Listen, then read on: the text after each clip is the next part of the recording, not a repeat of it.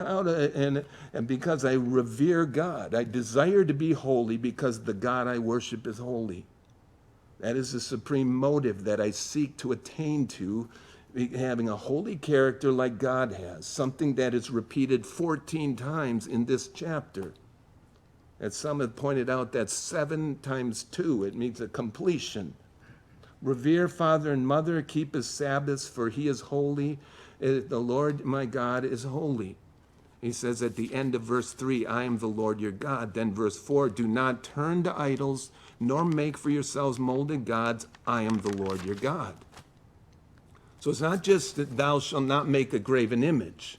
As the second commandment in the Decalogue, Exodus 20, verse 4 through 6, this is do not turn to idols. So again, there's a slight nuance as you go through this and you compare it to the original 10 commandments.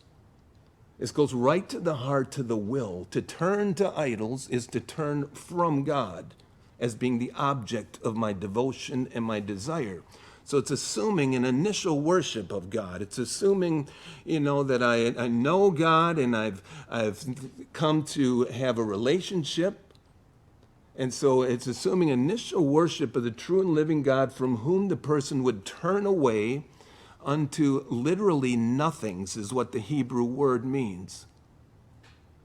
The person who turns away from God, you're turning to nothing, which is why I would need to make for myself a molded God, as he says here, because there's nothing, I got to fabricate something. And they need to latch on to someone who turns from God. I need a false God from this world. Back then it was a physical representation, some figure that they would mold.